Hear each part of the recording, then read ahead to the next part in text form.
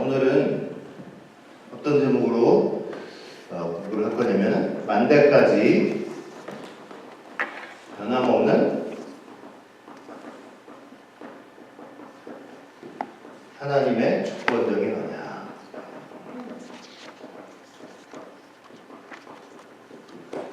이런 주제로 우리 같이 말씀을 상고하기 원합니다.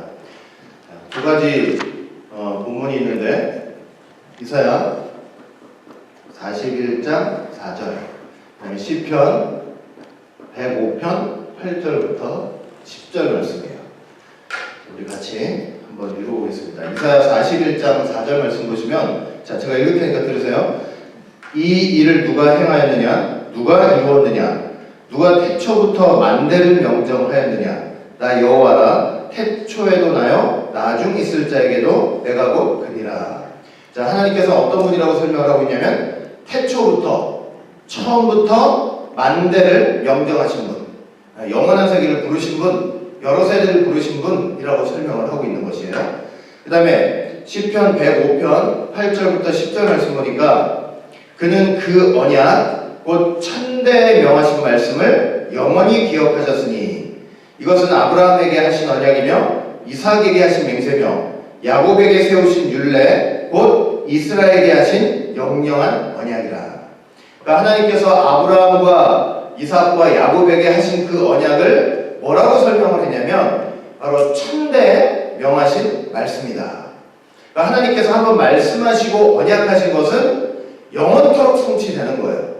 중간에 취소되거나 변경되거나 수정되거나 이럴 것도 없고, 성취가 안 되고 중간에 그만두는 일이 없고, 영원토록 만대에 걸쳐서 중단되지 않고 취소되지 않고 마침내는 성취되는 그런 놀라운 언약이라는 것을 지금 말씀을 하고 있는 거예요. 자, 그런 성격 속에서, 자, 이 하나님의 언약이 성경의 역사 속에서 어떻게 성취되가는가를 한번 좀 생각해보는 시간을 갖도록 할 거예요. 자, 하나님께서 천지 창조를 하셨죠. 자, 하나님의 창조를 좀 볼게요. 하나님의 창조.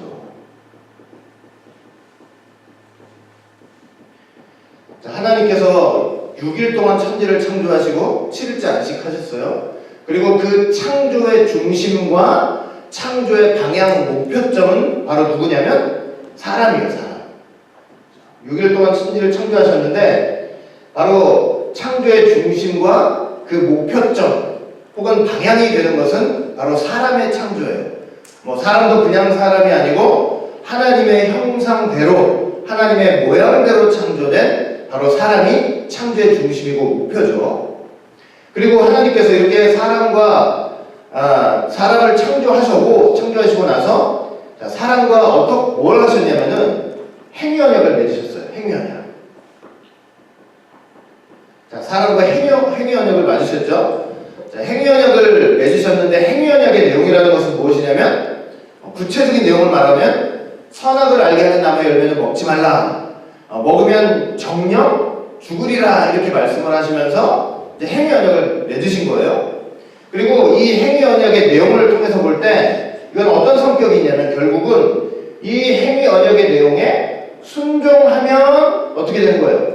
영생을 얻고, 여기에 불순종하면 사망의 길을 걷게 되어 있는, 사실은 이제 이런 언약이 되는 것이죠.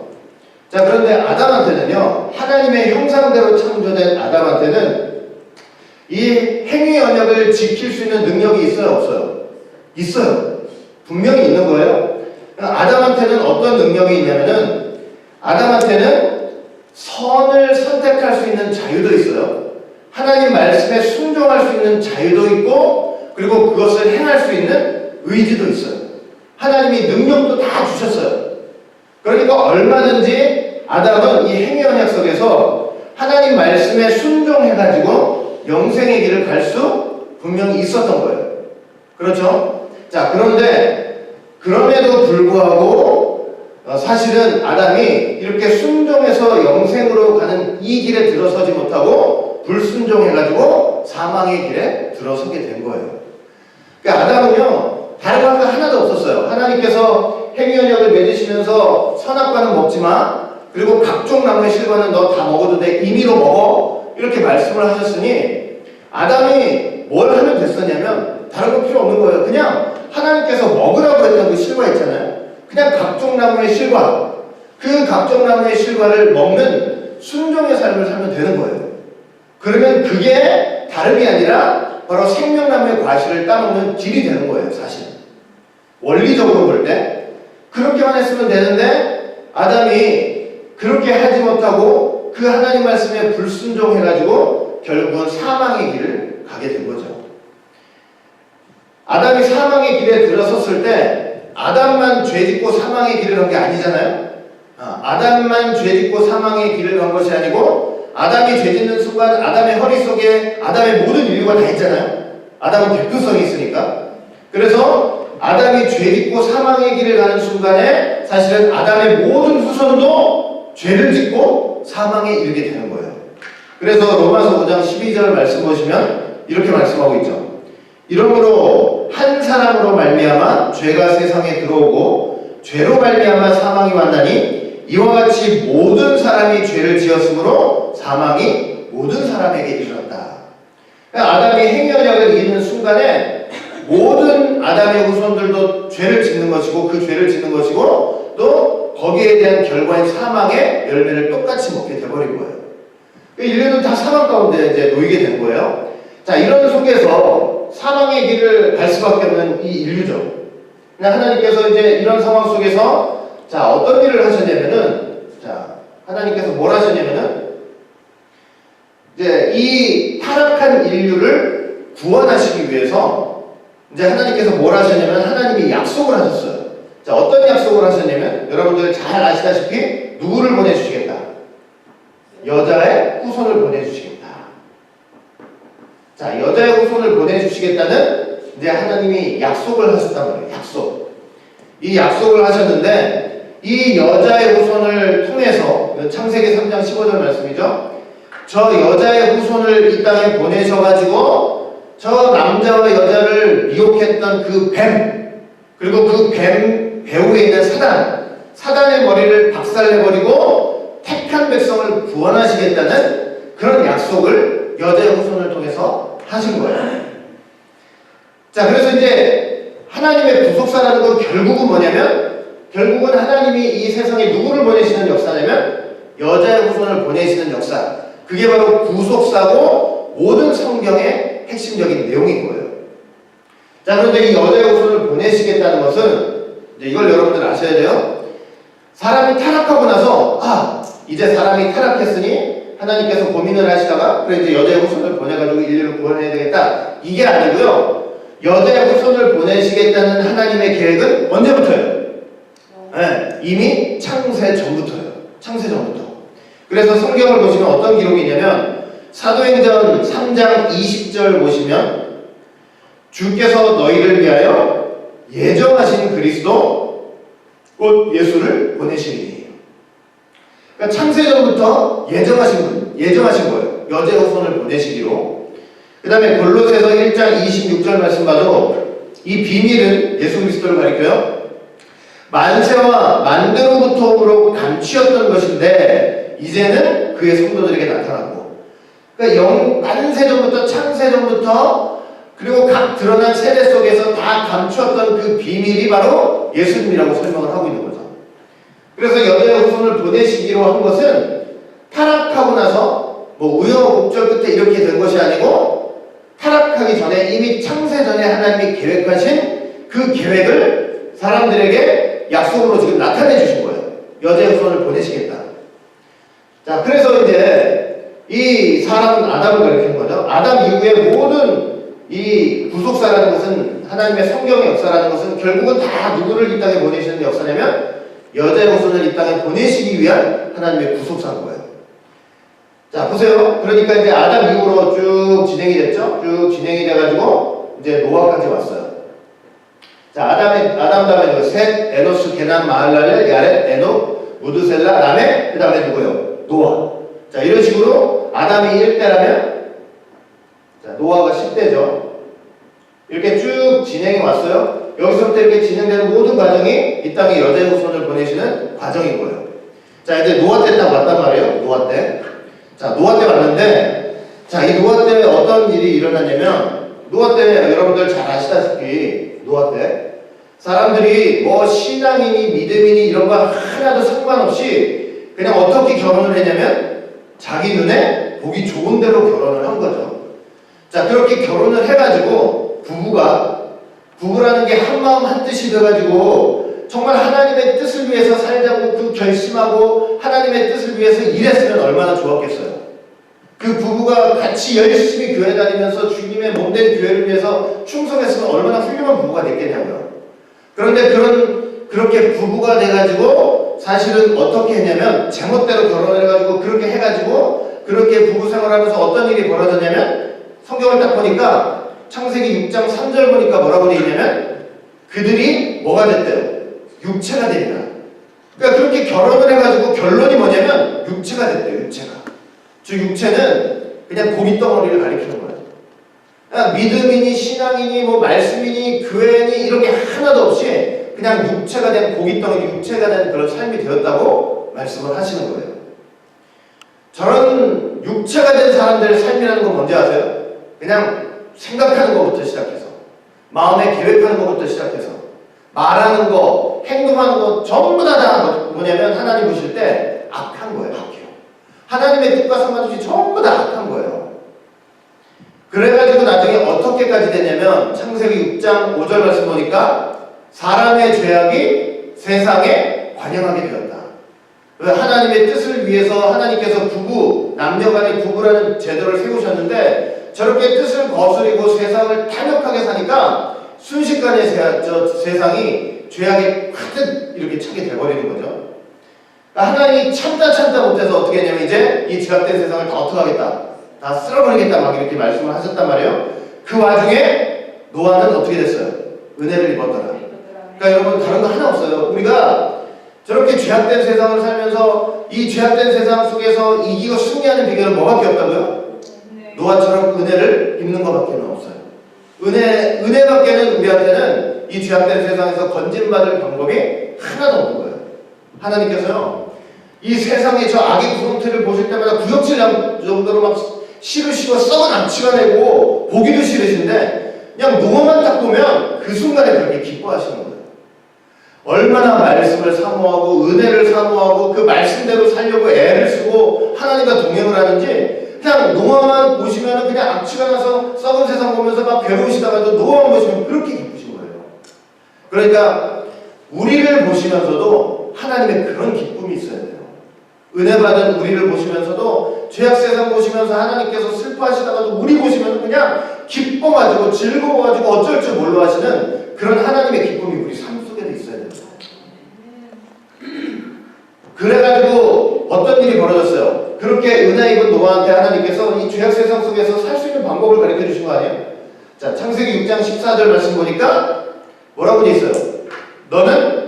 너는이라고 했죠? 너는. 여기 너는이에요. 너희는도 아니고 너는이에요. 너. 하나님께서 노아 하나를 부르셔가지고 너는 그러는 거예요. 잣나무로 너를 위하여 방주를 짓대. 이 죄악 세상 속에서 하나님이 심판을 하시려고 하는데 그 심판을 이길 수 있는 방법을 정확히 가르쳐 주신 거예요. 너를 위해서 뭐를 짓대? 방주를 짓대. 여러분, 그러니까 우리가 영적으로 있잖아요. 이런 죄악된 세상을 살면서 우리가 영적으로 사실은 하나님의 기쁨 속에서 우리의 삶 속에 우리의 신앙생활 속에 어떤 것이 있어야 되냐면 하나님의 저 창세기 6장 14절 말씀이 우리한테 생생히 박혀 있어야 돼요. 이거는 너희는이 아니에요. 그냥 문구 들여서 그냥 너도 이게 아니고 각자 여러분들한테 너는 잣나무로 너를 위하여 방주를 짓대. 이런 말씀이 있잖아요. 내 신앙과 내 영과 내 마음에 또 내 모든 삶 속에 아주 알라리 이렇게 박혀가지고 저 말씀이 탁 새겨져 있어야 된단 말이에요. 아, 내가 이 세상을 살아가는 의미가 다른 게 아니고 나를 위해서 방주를 짓는 과정이구나. 이런 인식을 갖고 이런 신앙의 고백과 이런 체험을 가지고 살아야 되는 거예요. 자, 그런데 저 말씀이 선포되는 순간 노아의 삶은 어떤 삶이 됐어요? 솔직히 육신적으로 말하면 너무 고달프고 괴로운 삶이 됐어요. 방주를 몇십 년 얼마나 지었냐면은 70에서 80년간 지었죠. 그럼 방주 짓는 과정을 한번 생각해 보시라고요. 그리고 방주 짓는 그 과정을 한번 생각해, 그 나무, 큰 나무, 잣나무로 지으라고 했으니, 그걸 이제 다 잘라야 되죠. 그 어마어마하게 다, 큰 나무들 다 잘라야 되겠죠? 뭐, 늘, 원롱쌤 말씀하시지만 무슨 기계가 있어요? 뭐가 있어요? 손톱으로 그냥 잘라, 뭐, 톱이라도 제대로 있었을까? 아무튼, 잘라야 돼요. 그리고 그 큰 나무 다 어떻게 해야 돼요? 다 옮겨야 될 거 아니에요? 그 옮겨놓고 그대로 끝이에요? 여러분들 가끔가다 도로에 지나가는 엄청난 큰 나무들 보셨죠? 그 도로니, 그 차가 있으니까 그 운행이 싱싱되는 거지. 그거 갖고 와야 돼요. 그리고 또 어떻게 해야 돼요? 그 나무 껍질 다 어떻게 해야 돼요? 다 일일이 벗겨야지. 그리고 방주를 만들려면 방주에 맞게 모양도 그렇게 다듬어야 된단 말이에요. 그리고 그 올려야 되지. 그 배 모양 만들어야지. 그렇게 배 모양 하나하나 만들면서 썩을까봐 썩은 거는 또 갈아치면서 또 만들어야 되고, 또 겉에는 역청을 발라야 되지. 그뿐이에요. 그 방주에 거진 1년을 있었는데 자기들 짐승들 다 먹일 식량 때문에 그 식량 준비해야 되지. 여러분, 노아의 삶이 어땠을 것 같아요? 여러분들의 일주일의 삶이 어때요? 응? 한번 생각해 보시라고요. 여러분, 7, 80년이 하루같이 얼마나 재밌었겠어요? 이 세상 재미가 그냥 넘쳤겠냐고요. 얼마나 힘들고 고달픈 삶이 계속 됐겠냐고요. 오직 방주를 지는 그 일에만 매진을 하고 있잖아요. 삶의 재미라는 건 있을 수가 없는 거예요. 여러분, 우리가 이렇게 하나님의 말씀을 가지고 마지막 때를 준비하기 위해서 이렇게 방주를 준비하는 이런 과정이에요.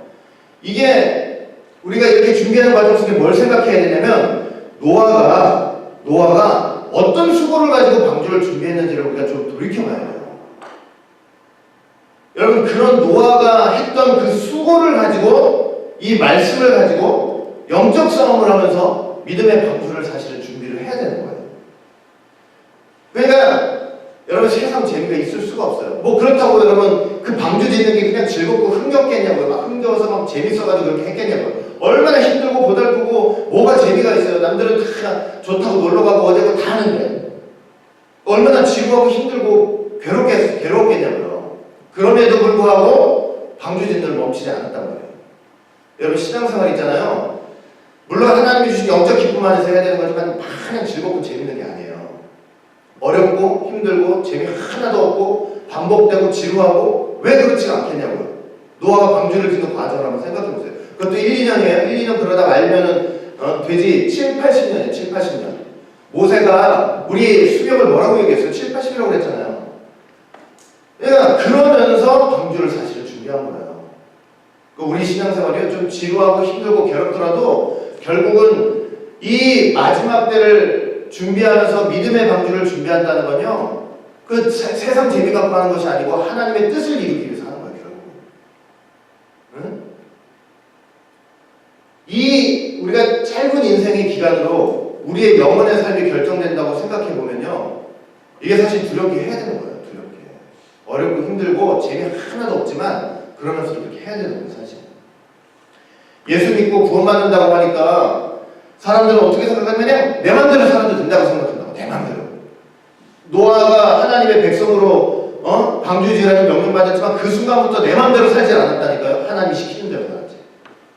그러니까 우리가 예수 믿고 구원받았다 내 맘대로 사는 게 아니고 그때부터 철두철미하게 하나님 말씀대로 살려고 노력해야 된다고. 이 세상에서 거룩하고 경건한 삶을 살도록 노력을 해야 되고, 그게 다 뭐냐면 준비하는 거예요. 마지막 때 방주를 지어가는 과정이라고. 세상 재미는 없을 수가 있어요. 마침내 노아 600세, 노아 600세 2월 10일 날 경고가 왔죠. 앞으로 7일이면 그 다음에 2월 17일 날 홍수가 왔어요. 그래서 여러분 기억하세요. 노아가 언제 홍수가 내릴 거라는 거 모르고 열심히 했단 말이에요. 7, 80년 동안 열심히 했어요. 그러나 하나님께서 홍수를 내리는 분명한 날짜가 있어요, 없어요? 분명히 있어요. 여러분, 만날 마지막 때라고 하니까 언제 그런 일이 있겠어? 하나님 마음속에는요, 몇 년, 몇 월, 며칠이 있어요, 없어요? 정확하게 다 있어요. 그 아시는 분이 우리한테 준비하라고 했을 때는요, 우리가 준비하는 삶을 살아야 되는 거예요. 그래서 분명히 그날과 그것이 반드시 있는 거예요.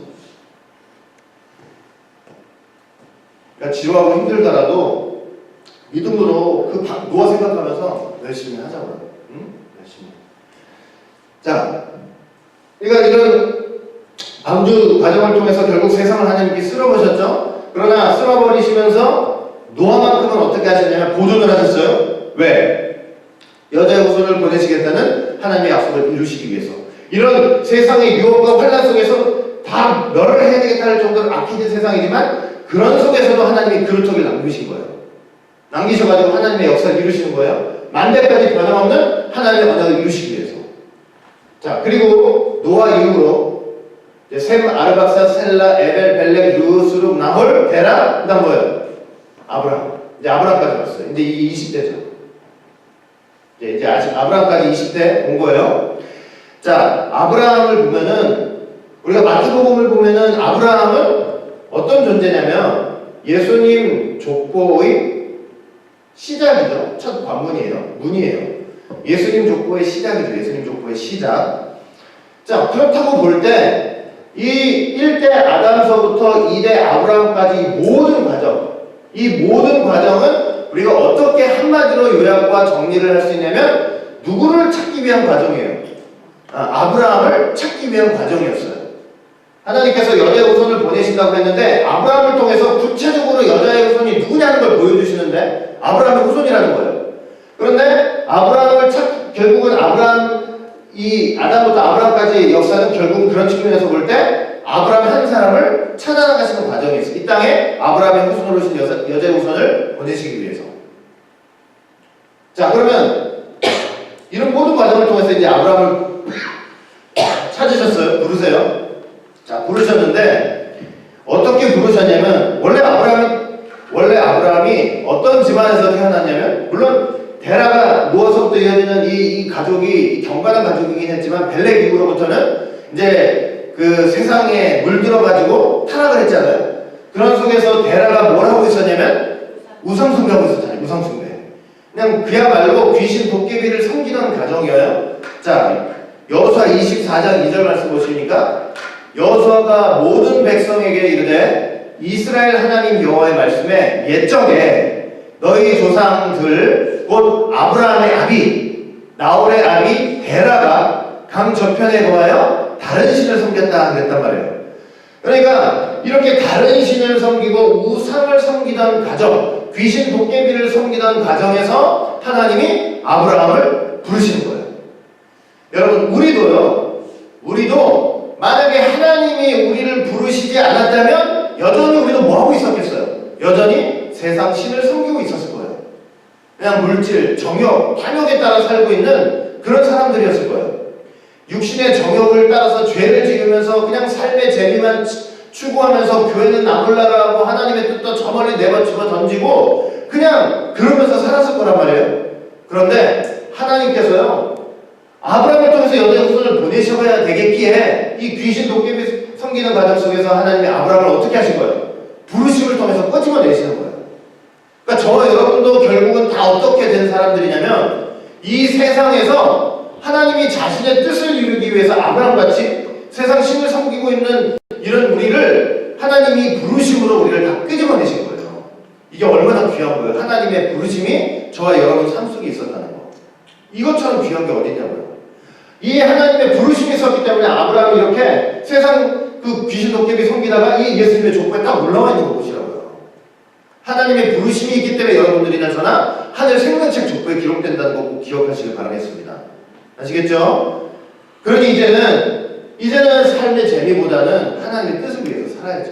세상에서 정욕을 쫓아 살고 뭘 쫓아 사는 것보다는 이제 하나님의 뜻을 위해서 사는 사람들이 되어야 될 거예요. 이렇게 부르셔가지고 아브라함을 뭘로 삼으셨어요? 믿음의 조상으로. 얼마나 귀해요? 믿음의 조상.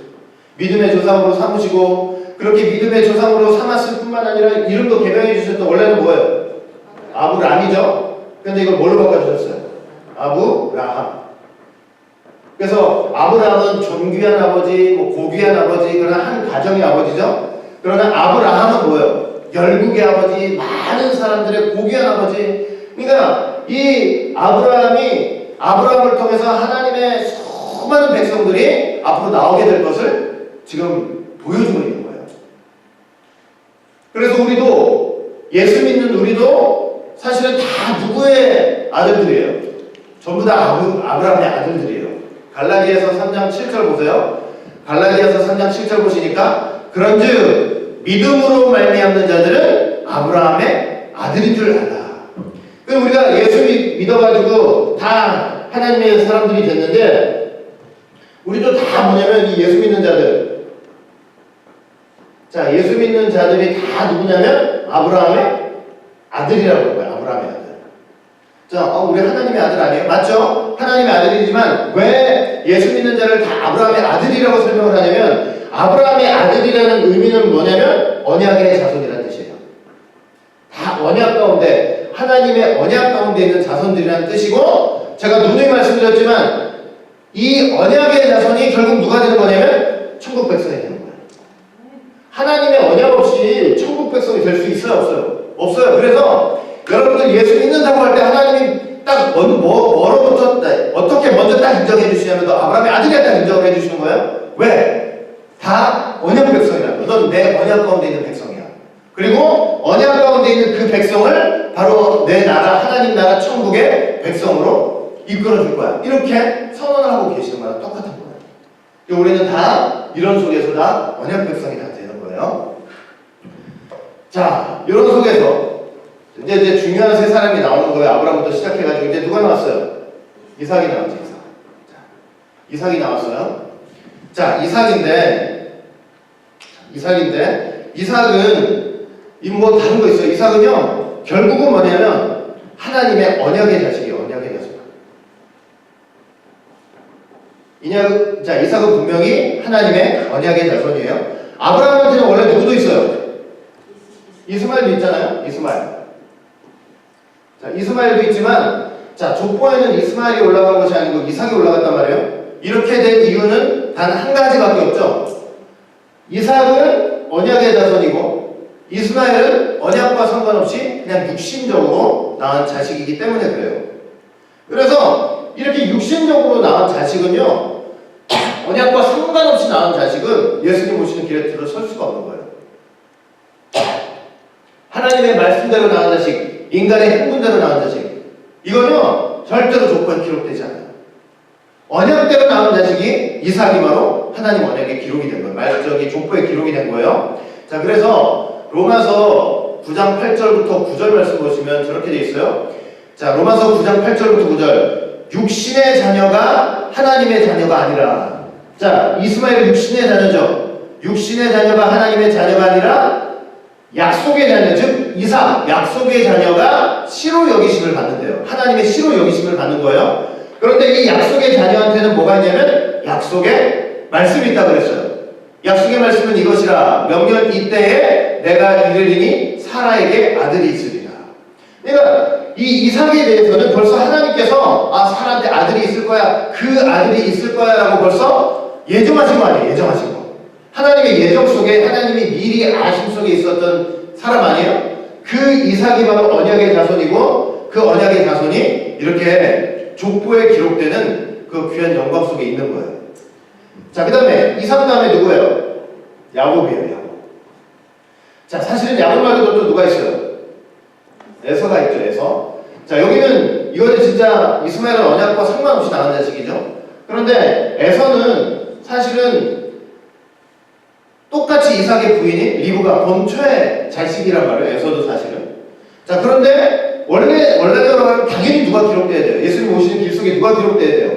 당연히 에서가 기록돼야 돼요. 당연히 기록돼야 되는데 왜 인간이 생각할 때 당연히 기록돼야 되는데 당연히 기록되지 않고 찾아 야곱이 기록되었느냐? 그거는 어떤 이유 때문에 그러냐면 단 한 가지밖에 없어요. 단 한 가지밖에. 야곱이 기록되는 거는 하나님의 주권적 선택이에요. 하나님의 주권적 선택. 자, 이건 분명하게 구분이 되지만 이건 아니란 말이에요. 그런데 왜 야곱이 됐느냐? 이유가 뭐냐? 하나님의 주권적인 선택. 이거밖에는 이유가 없어요. 창세기 25장 23절 보시면 에서하고 야곱이 나기도 전이에요. 나기도 전에 어떤 하나님의 예언의 말씀이 있었느냐? 창세기 25장 23절.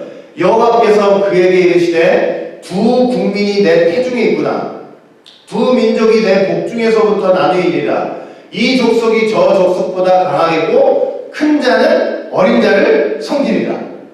그러니까 이미 두 사람이 낳기도 전에 하나님이 벌써 이 이삭과 리브가 저런 이야기를 하셨단 말이에요. 그러면 저 이유가 뭐겠어요? 저 이유가 합리적인 이유가 뭐예요? 왜 하나님께서 낳기도 전에 이게 큰 자인데 작은 자를 큰 자가 작은 자를 섬기리라 왜 저렇게 말씀하셨겠어요? 인간이 어떤 생각을 하고 어떤 합리적인 논리를 내세워도 저기에는 합리적인 이유가 없어요. 어떻게 합리적인 이유가 있냐고요? 합리적인 이유가 있는 것이 아니고 어떤 이유밖에 없냐? 하나님의 주권적인 선택이라는 이유밖에 없는 거예요. 하나님이 그렇게 선택하신 거예요. 자, 그렇게 선택을 하셨는데 왜 저렇게 선택을 하시면서 이렇게 하신 것을 이 역사적 사실을 통해서 에서가 아니라 야곱을 선택하시면서 주권적인 선택을 우리에게 보여주신 이유가 뭐냐면 이 주권적인 선택이 결국 하나님의 영광을 드러내는 건데 주권을 드러내는 거고 그 이유를 로마서에서 보면은 이제 설명을 하고 있어요. 자, 로마서 9장 11절 보시면은 이렇게 하신 이유가 나와요. 뭐라고 이유를 설명하냐면 로마서 9장 11절 그 자식들이 아직 나지도 아니하고 무슨 선이나 악을 행하지도 아니한 때에 잘 보세요. 저기 택하심을 따라 되는 하나님의 뜻이 행위로 말미암지 않고 오직 부르시는 이에게로 말미암아 서게 하려 하사라고 설명을 했어요. 이렇게 되는 이유를 저렇게 설명했어요. 자, 저게 무슨 뜻이냐면 이거예요. 하나님의 택하심이 하나님의 선택이 어떻다는 걸 우리한테 보여준 거냐면 인간의 행위에 달려있지 않고 뭐라고 되냐요? 부르시는 이에게로 말미암아 즉 오직 부르시는 이의 뜻에 달려있다는 것을 보여주기 위해서 이렇게 하신 거예요. 자, 다시 한번 이렇게 선택하신 이유는 하나님의 주권적인 선택을 보여주는데 자, 주권적 선택이라는 게 뭐냐? 어떤 인간의 행위로 말미암지 않고 하나님의 선택은 어디에 달려있다는 거예요? 부르시는 이의 뜻에 달려있다는 거예요. 철저하게 부르시는 자의 마음이라는 거예요. 부르시는 자의 마음. 이게 인간의 합리와 논리로는 설명이 안 될지라도 하나님 입장에서는 하나님이 누구를 선택하는 것은 부르시는 자의 마음이라는 거예요. 그리고 그걸 통해서 하나님의 주권과 영광을 드러내시는 거예요. 알겠죠? 그러니 이런 하나님의 선택을 우리가 믿는다고 할 때 하나님께서는 하나님 어떤 분이세요? 하나님은 예지가 있으시죠. 예지가 뭐예요? 예지. 미리 다 하시는 거예요. 그러니까 나중에 에서와 야곱의 삶이 어떻게 될 거라는 것도 하나님이 다 아시겠죠? 그럼 하나님께서 그 에서와 야곱이 에서는 나중에 엉망진창으로 살 거고 야곱은 믿음으로 잘 살 거야. 그러니까 내가 야곱을 선택해야겠다. 이게 아니에요. 그 사람들의 행동을 미리 보시고 선택한 게 아니고 하나님이 주권적으로 선택을 하신 거예요. 그런데 선택받은 삶의 이걸 꼭 기억하세요. 선택받은 사람의 삶은요 확실히 이 세상에서 선택받지 않은 사람의 삶보다 달라요. 이게 다르게 나타날 수밖에 없는 거예요. 선택을 받은 사람은요 반드시 이 살아가는 세상 속에서 다른 사람과 선택받지 못한 사람과 구별되게 그 삶이 달라지게 되는 거예요. 실제로 달랐어요? 안 달랐어요? 분명히 달랐어요. 어떻게 달랐어요? 나중에 에서는 들 사람이 됐죠. 밖에 돌아다니기 좋아. 그냥 집안에 붙어있는 게 싫은 거야. 그냥 장막에서 하나님 말씀 듣기도 싫고 귀찮고 따분하고 지루하고 그러니까 맨날 나가가지고 사냥만 하고 있는 거예요. 그래가지고 나중에 들 사람이 됐어. 야곱은 어떻게 돼요? 야곱은 종용한 사람이라 경건한 사람이라 장막에 있기를 좋아했다. 장막에서 아브라함과 이삭이 전해주는 그 하나님의 언약과 말씀을 듣는 것을 너무너무 좋아하는 거예요. 너무너무 좋아해요. 그러니까 선택받은 사람은요 반드시 삶에서도 나와요, 안 나와요? 반드시 나와요. 여러분 선택받은 사람은 반드시 하나님 말씀을 좋아하는 삶을 살게 돼 있어요. 왜 들 사람이 되느냐?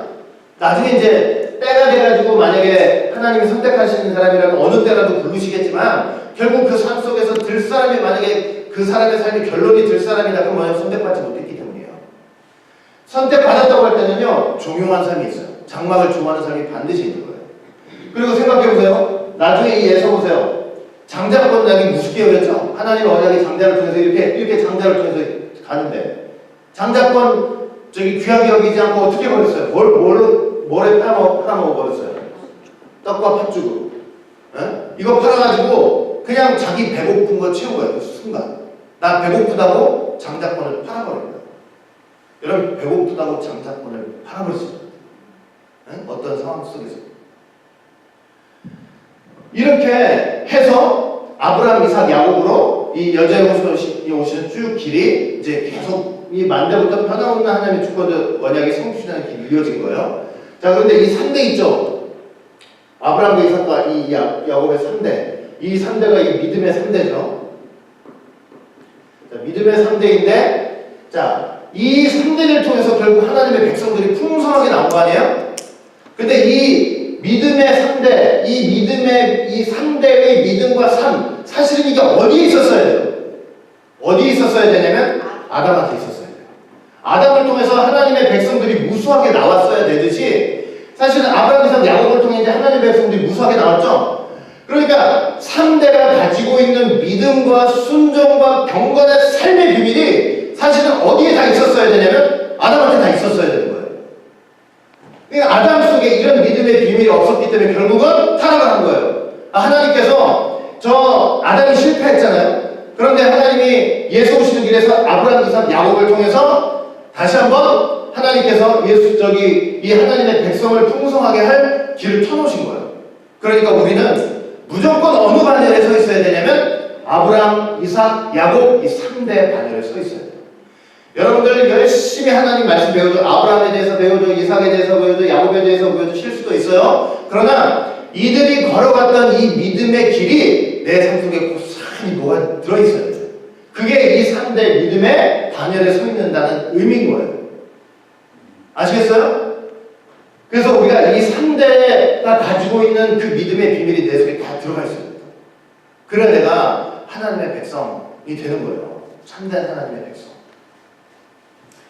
자, 그리고 이제 보세요. 이제 야곱 이후로 어떻게 되었느냐? 야곱 이후로 자, 야곱을 보시면 야곱이 몇 아들을 낳았어요? 12아들 낳았죠? 이 12아들이 뭐가 됐어요? 12지파죠? 이거 다 이스라엘이죠?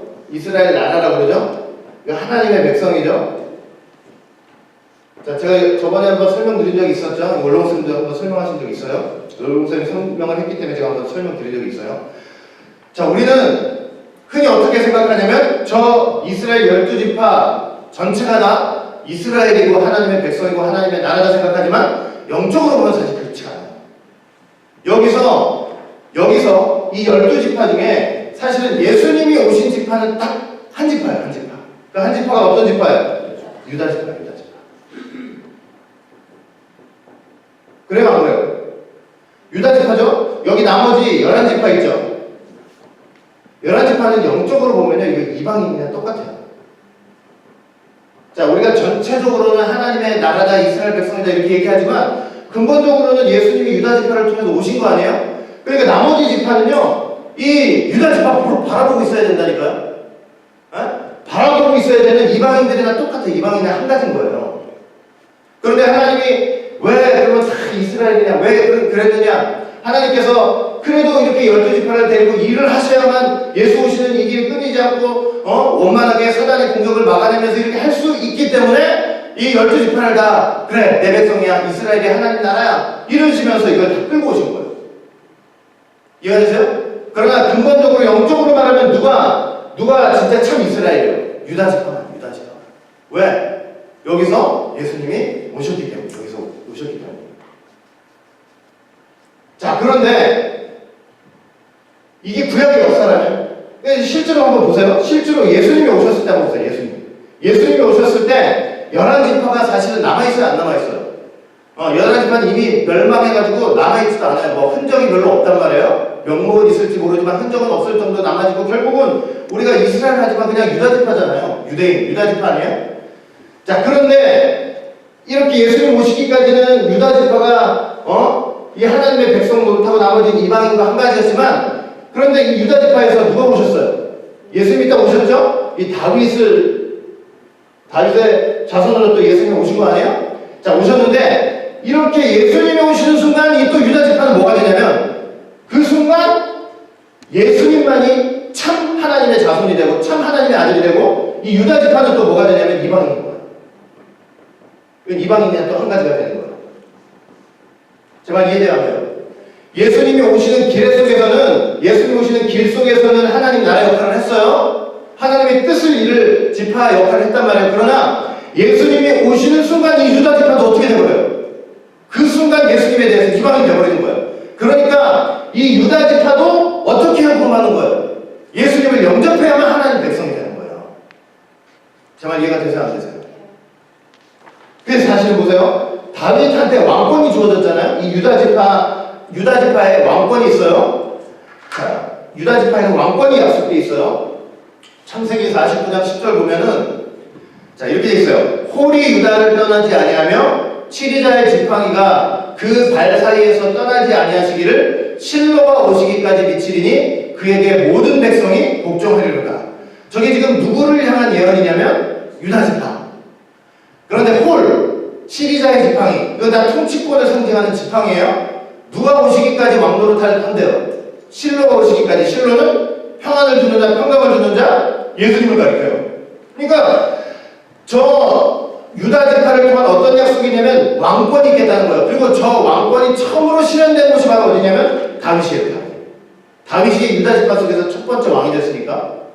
자, 그런데 이 왕권은 언제까지만이래요? 실로가 오시기까지만이에요. 예수님 오시기까지예요. 그러면 예수님이 오시는 순간 유다 지파가 갖고 있던 왕권은 이 왕관은 어디다 넘겨야 돼요? 예수님한테 그대로 넘겨야 돼요. 그리고 자기는 뭐가 돼요? 뭐가 돼야 돼요? 이방인이 돼야 돼요.